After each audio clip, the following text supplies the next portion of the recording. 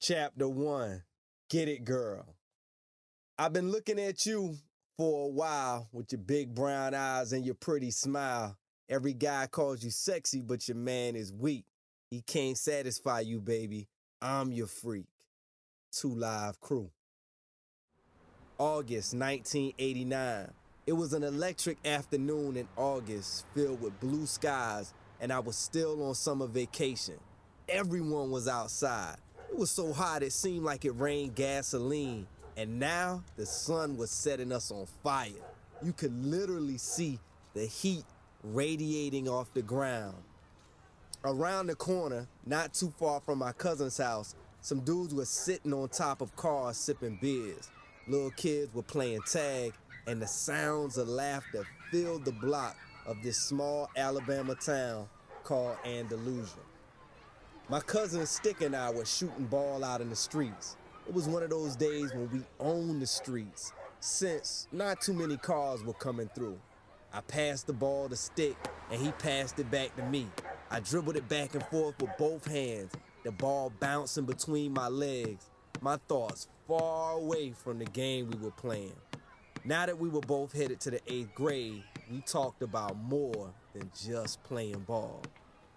"You gonna shoot or hold the ball till the street lights come on?" Stick asked, his hands ready to play defense.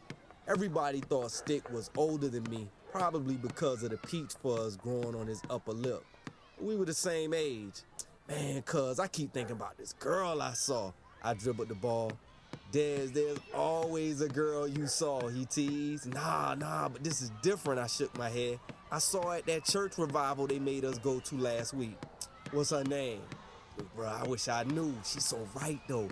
She's dark, brown, slim, and she got a nice little bunkie on her." "Bunkie?" "Oh, I forgot. Y'all say booty out here. And you got the nerve to call us country," Stick smirked. "Bama is country. You know everybody here still wear Jerry curls." "Whatever. I still don't know the girl you talking about. Why don't you just ask Riri who she is? That girl know everybody." I looked at Stick like he bumped his head on the goalpost. "Maybe I don't want our big mouth cousin to know who I like." "You not scared, are you?" he asked. "Nah." I stopped dribbling the ball for a sec. "Are you?" Stick flexed his bicep. "A lot of times I don't have to say nothing. Girls see these muscles and come to me." For me, this was not the case. I was nervous and a bit nerdy around girls. One side of me wanted to tell the whole world how I felt, but the other part of me couldn't open my mouth for shit. I dribbled the ball and took another shot. "Stick, that's my 3rd shot in a row. Buckets!" "Step back some. You see that line right there?" He pointed to a mark behind the 3-point line. "That's where Robert Horry used to hit from." "Robert who?"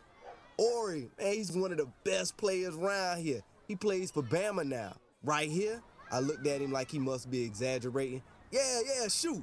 "All right, check it. 5 seconds left. Des Allen with the ball. Ladies and gentlemen, 3, 2, 1. I heaved up a long shot. "Brick, and you lose again," Stick laughed. "It's getting dark, bro. Let's go get ready." I wiped away the sweat dripping from my forehead before asking, "Get ready for what?" "You forgot already? It's skate night, which means plenty of girls, and I mean plenty." "Dang, that's right. Let's go."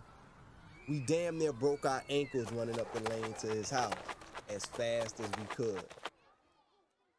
Friday night in Andalusia meant skate night at the local rink. Dazzling lights, loud bass music, and tenderonis everywhere. We put on our outfits in record time, then waited for his mom to drop us off. "Let's see what's on the tube. My mom isn't ready yet," Stick said, feeling in the cracks of the chair for the remote. Flipping through the channels, he stopped on BET. "Hey, you seen Do the Right Thing yet?" "Nah, but this Fight the Power video is hard as hell.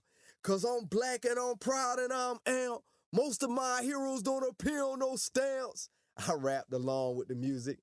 "Dad, you still be trying to rap? You the only person I know with every rap known to man memorized." My face looked like a rag being wrung out. "Trying to rap?" Slightly offended, I cleared my throat to spit. "It's D to the EZ. I invent style. Look, cuz, you know I get the numbers to dial. So smile, sit back, and lighten up. Your bald-headed girlfriend got no butt. He sucked his teeth so hard he almost cracked a couple. Man, you ain't right that. I know, I just made it up. I pointed to my head and wiggled my neck. Stick smirked. I guess you can rap then. A little bit. When his mom dropped us at the rink, the line was wrapped around the building with tons of people waiting to get in. People bumped and shoved until security threatened to close the doors for good if we didn't calm down.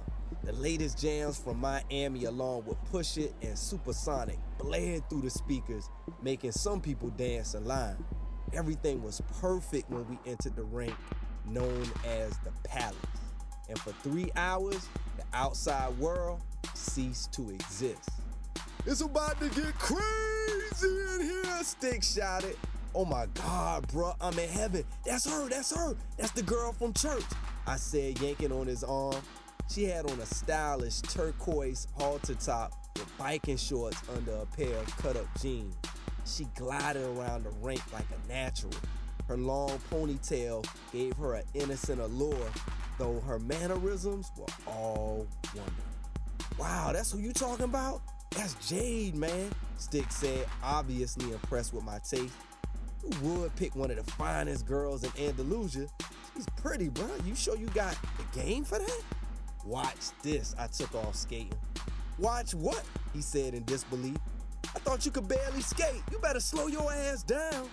Despite my lack of skating experience, I wanted to do something to catch her attention. In my mind, I saw myself skating backwards next to her with my arms crossed. But instead, I whizzed past her, out of control, and into the hardest wall ever. I straight up busted my ass. Unfortunately for me, Jade saw that. She glanced over as I attempted to get up, but I slipped and fell again. I wasn't sure if she recognized me from church, so I laid face down until Stick came over. What were you thinking? He said, putting both hands on his head. You look flicted as hell. That word, flicted, it was a word we used over in Savannah, Georgia when I was growing up. To me, it meant that something was weird or funny looking. I wasn't sure if it was a Southern thing or something all black people used at the time, but the way we used it in regular conversation was crazy to me. It came from the word afflicted, which meant an illness or a deep emotional pain. But I wondered how a word could be that funny and yet so serious. Dad, cuz, I don't even know. I wanted to fade into the ground. You could have just walked up to her and talked. Why a stunt? It wasn't a stunt. I just wanted her to look my way before I said something. Okay, I need you to play this off and walk away nice and easy, he laughed. Let's go back to the dance floor. Maybe I can introduce you to her later. For the next few hours, I played video games and choked down popcorn. I stayed way out of sight until the main mix of the night started. Are y'all party people ready? The DJ howled. If y'all can't dance, I need y'all to go home now. This is for the girls with moves that want you to know it's all right to get it, girl. Get it, girl. When those claps hit and the bass dropped, every girl in the palace rushed to the dance floor. I knew the words backwards and forwards to Two Live Crew's anthem. It was my jam. As puberty coursed through my body, I had to see how Jade danced. I pushed through the crowd, peeked over a few shoulders, and there she was. She bent over, dropped down, and spread her feathers for the crowd to gaze. She was mesmerizing. I waited till the DJ played the next song, then I walked up to introduce myself. Hey Jade, what's up? We got off to a bad start. Well, actually, I got off to... Hold up, aren't you in the 6th grade? Why don't you call me when you grow a bit? She joked while pretending to fall. Oh yeah, and that big orange thing on your skate is called a brake. Use it. 6th grade? I'm in the 8th, I thought to myself, but I was speechless. There was nothing quite like making a fool of yourself. Stick, overhearing the whole thing, walked up from behind. Look, don't even sweat it, cuz it's too many girls to be upset over her. Plus, her breath be stank. I knew he made that up to make me feel better, but rejection sucked. I was a young boy still wet behind the ears, and skate night, as well as my chance at love, was officially over. The next morning after choking down breakfast, we sat at the table and talked about what had happened at the rink. I can't stop thinking about last night, I said. I feel so damn lame. I was looking up the ceiling, so Stick tapped me on the head to bring me back to reality. You should feel lame. It seemed like you were in love. You had that look in your eyes. Oh, Jade, he caressed my hand. Nah, not that easy. You trying to be funny, but what if I was? His eyes shot open. Was what, in love? I nodded. Then I'll probably laugh and watch your heart get broken again, Stick pointed out. So if a guy really like a girl, you think he's soft? Man, I don't know, but I ain't falling in love with nobody anytime soon. Let's go hoop. Maybe now you can keep up since Miss Thing dished you. With that, he popped me on the head and I chased him all the way to the court. My dad was supposed to pick me up around noon, so I had about 3 hours left. I figured I'd take my mind off everything that happened at the rink and just play ball. When my dad arrived in his trusty red Oldsmobile, we were dirt tired. After he talked with Stick's mom, we put my luggage in the car and drove to his house in Enterprise. Since the age of 6, I had spent every summer vacation with my dad in Alabama. Each summer, he would pick me up from my home in Savannah, Georgia, where I stayed with my mother and stepfather, and we would drive the many hours to Alabama. While in Alabama, either he or my stepmother would take me to Andalusia to visit with family, which is why I had been staying with Stick for the last 2 weeks. What have y'all been up to? My dad asked me on the way home. Pulling myself from a daydream about the rink, I gulped down some soda and started. I don't know, we played basketball, video games, and stayed up late, the usual stuff. Oh, and we went to the skating rink last night, I said while writing the word sucker on the window with my finger. Hey, Pop, I need some new sneakers. Hold on, is that the first thing you're gonna ask me? No, how are you doing? How's life, Pop? None of that? I grinned. Well, you know that's what I meant to say. Yeah, right. Y'all went to church a lot, he asked. Yup, the first week they had revival every night I was there. I was a lot of church. I wiped my forehead like I was tired. So you didn't like it? Well, it's not like I had a choice whether to go or not. I guess it was okay. Halfway into our hour-long ride, I flipped through the radio stations until Parents Just Don't Understand came on. I peeped at him to see if he was catching the lyrics. So, this is the kind of bullshit you like, huh? He looked at me like I stole something. You know if you keep listening to that bullshit, you're gonna talk like that. You think so? I know so, he said, adjusting his rearview mirror. I know you really like hip-hop though, I teased. You just don't want to admit it. Boy, I listen to real music like Earth, Wind and Fire and Teddy Pendergrass. I like some of that stuff too, Pop, but gotta stay hip. You can't be in 1989 talking about the Temptations like they're brand new. Yeah, I hear you, he said just to brush me off. After the drive from Andalusia to Enterprise on a long, empty country road, we finally pulled up to Dad's house. I could smell the chicken on the grill as we got out of the car. I followed the smell to the backyard where I found my stepmom, Lydia, by the pool. She was sitting in her favorite lawn chair, one hand loosely holding a Benson and Hedges cigarette, the other holding a Bartles and James wine cooler.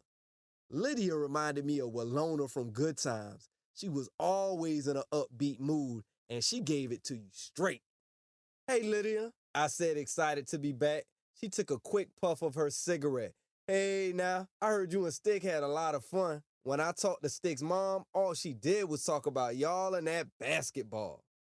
Yeah, I had a good time. We stayed up late almost every night. I flung my hand to push away the smoke. What you been up to?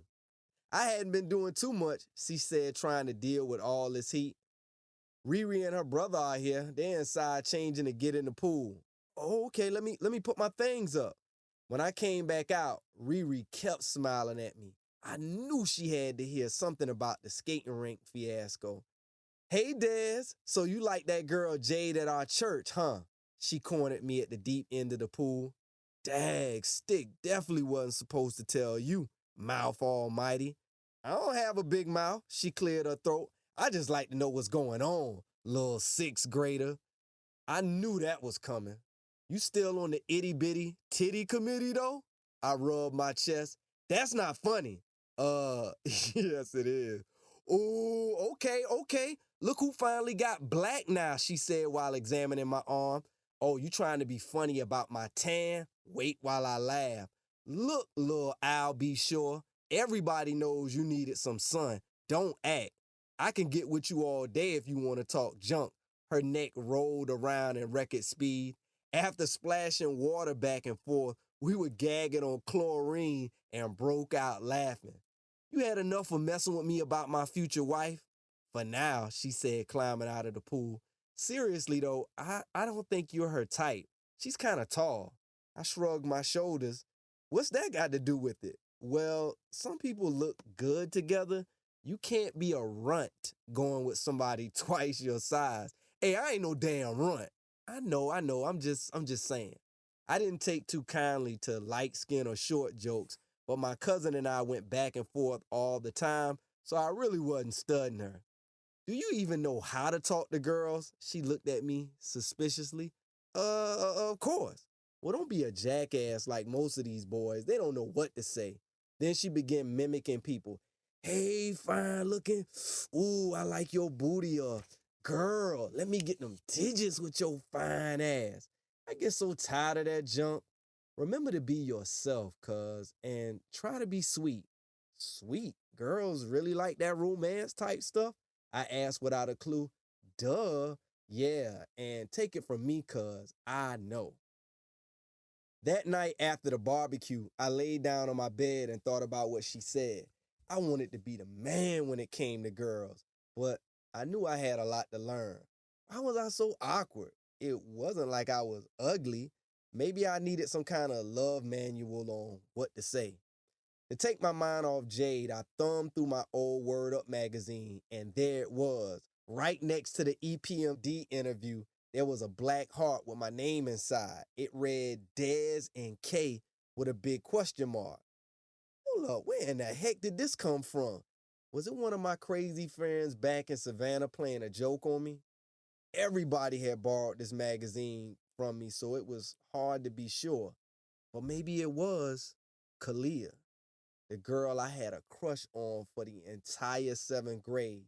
The same girl I told myself I wanted to marry and have 11 kids with, although she was way out of my league. I remember the day she came up behind me, rubbed my shoulders, and asked if she could see it. That was the first and only time she had spoken to me that entire year. If it was her, and I damn sure wanted it to be, my life was about to change.